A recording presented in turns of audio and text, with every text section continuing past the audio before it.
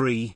Family and friends. During these years Marx remained aloof from all political circles and led practically no social life. He had withdrawn completely into his study and he left it only to be with his family, which had been augmented by the birth of a daughter, Eleanor, in 1855. Marx, like Engels, was a great lover of children, and when he left his studies for an hour or two, it was to play with his children, who idolized him, although, or perhaps just because, he never made any attempt to assert any paternal authority. They treated him as a playmate and called him the Moor, a nickname given to him on account of his jet black hair and dark complexion. Children must educate their parents, he used to say, and his children certainly took him in hand, for they strictly forbade him to do any work on Sundays, on which day he had to belong to them completely, and the Sunday outings into the country, during which the family stopped at wayside inns to drink ginger beer and eat bread and cheese, were the infrequent rays of sunshine which penetrated through the heavy clouds which invariably hung over the house. Their favourite outings were to Hampstead Heath, and Liebknecht has given us very charming descriptions of them.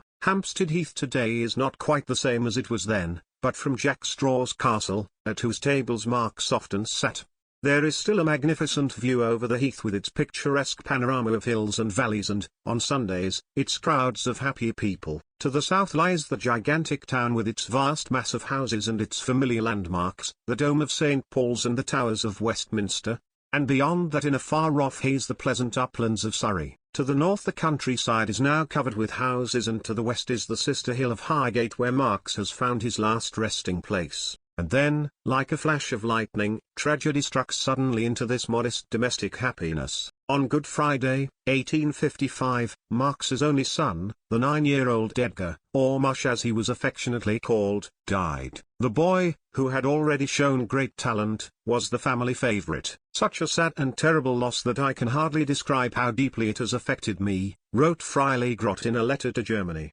The letters in which Marx describes the sickness and death of his child to Engels are heartrending. On the 30th of March he wrote, "My wife has been ill for a week from sheer anxiety, worse than she has ever been before. I am also terribly upset.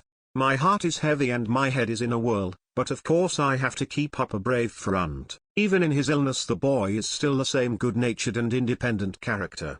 And on the 6th of April he wrote again, "The poor little fellow is gone. He went to sleep in my arms today between 5 and 6 o'clock. I shall never forget how your friendship lightened our heavy burden in these terrible days. You can realize my sorrow at the death of my boy."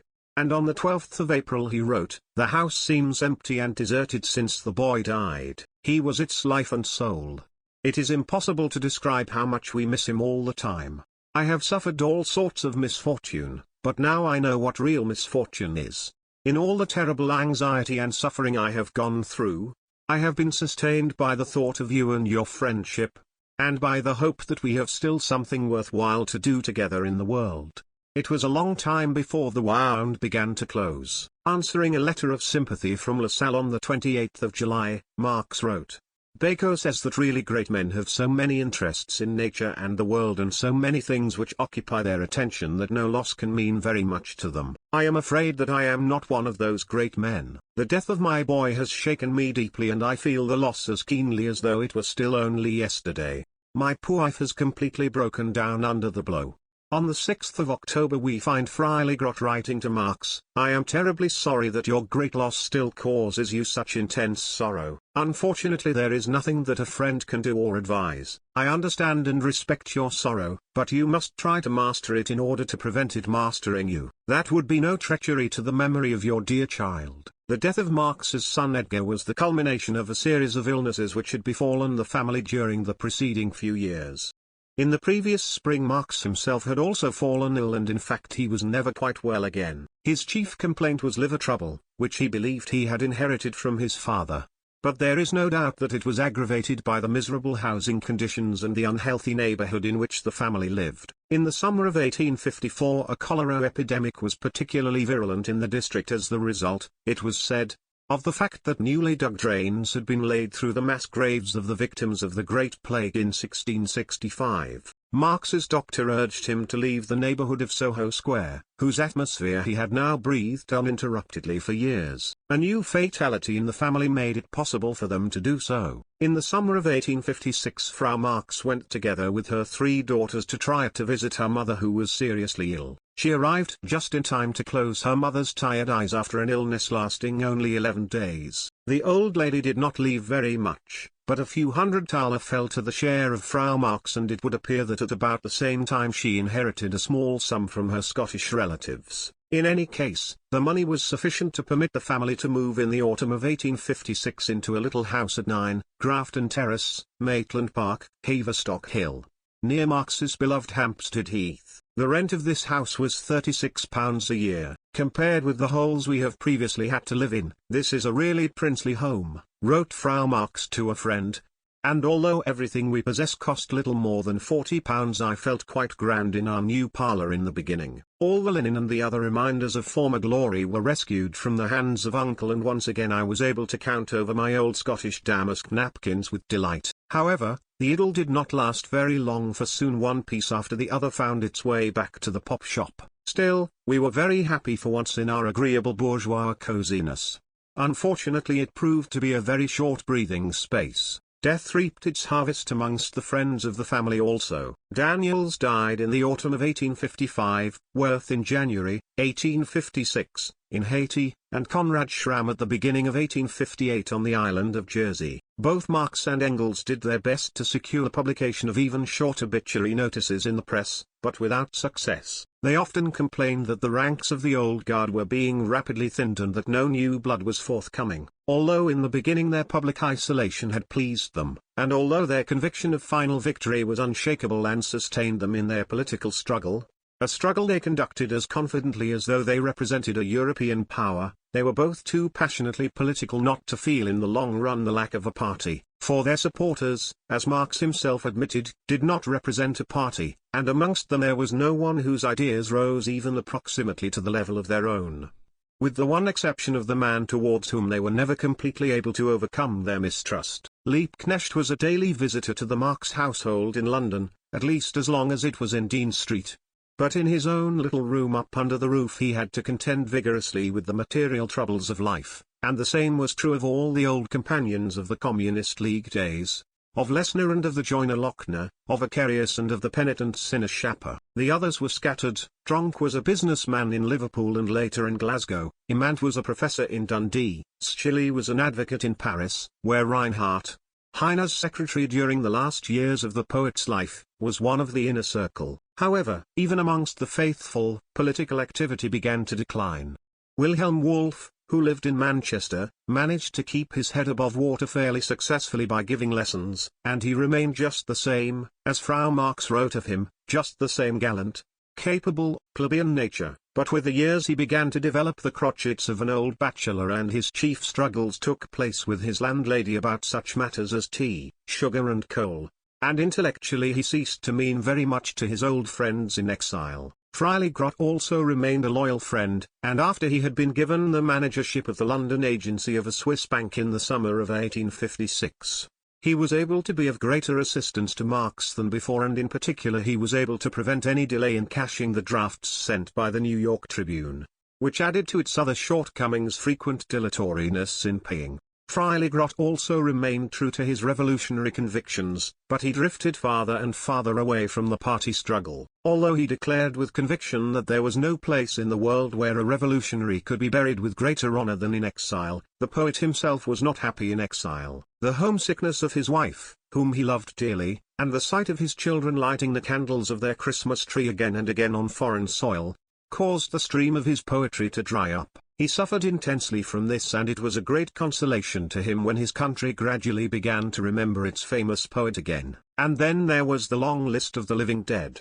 It happened occasionally that Marx met a number of the companions of his early philosophic days.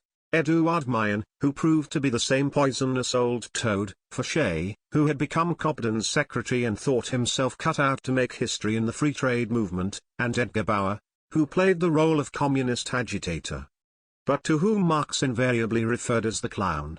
Marx also met his old friend Bruno Bauer on numerous occasions when the latter came to London to visit his brother. As Bruno Bauer proved to be full of enthusiasm for the primitive strength of Russia, and regarded the proletariat as nothing but a mob to be held in check partly by violence, partly by cunning and partly by conceding it a few pence when unavoidable, there was naturally no basis for any agreement between them. Marx found that he had grown noticeably older, that his brow was larger and that he had developed the manner of a pedantic professor.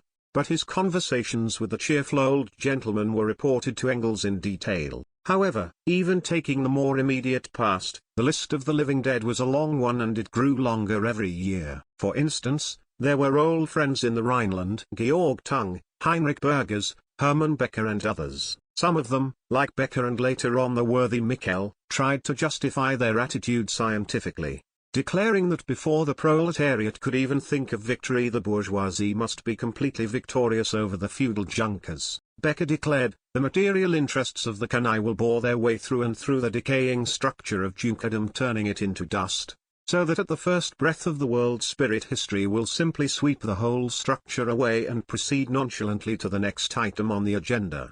It was a very pretty theory and no doubt, it is still doing good service to many artful dodgers today, but when Becker became Lord Mayor of Cologne, and Michel Prussian Minister of Finance, they found themselves so attached to the material interests of the canaille that they fought tooth and nail against any insolence on the part of the world spirit and against all attempts to proceed nonchalantly to the next item on the agenda. For all that, however, it was a doubtful substitute for men like Becker and Michel when in the spring of 1856 a businessman named Gustave Louis came from Dusseldorf to London and offered Marx, so to speak, in apple pie order, and all complete, an insurrection of the factory workers in Iserlohn, Solingen and one or two other places. Marx roundly condemned the dangerous and useless folly of the venture and told Louis to inform the workers he represented, or pretended to represent, that they should get into touch with him again later and do nothing whatever without first having obtained his agreement. Unfortunately, Marx did not take up the same attitude to a second mission with which Louis declared he had been entrusted by the workers of Dusseldorf, namely, to warn Marx against Lassalle. He was, Louis declared, an unreliable fellow who, after the successful conclusion of the Hatzfeld trial, lived under the shameful yoke of the Countess as her kept man and intended to go to Berlin with her to found a salon of intellectuals. He flung aside the workers like worn-out gloves in order to go over to the bourgeoisie, and much more of the same sort. One may reasonably doubt that the workers in the Rhineland sent any such message to Marx, for a few years later the same workers honored Lassalle with a solemn address in which they declared enthusiastically that during the reign of White Terror in the 50s his house had been a steadfast bulwark of fearless and vigorous assistance to the party. It is far more likely that Louis invented the message to satisfy his bitterness against Lassalle because the latter had refused to grant him a loan of 2,000 thaler, being prepared to advance no more than 500 thaler. If Marx had known this he would certainly have treated Louis with the greatest reserve, but in itself the report was calculated to awaken the strongest suspicion against Lassalle. Marx had kept up a correspondence with him, though their letters were not very frequent, and he had always found him a reliable friend, both personally and politically, and a loyal party comrade. Marx had even opposed the mistrust which had arisen against Lassalle in the old Communist League days amongst the workers in the Rhineland owing to his share in the Hatzfeld affair.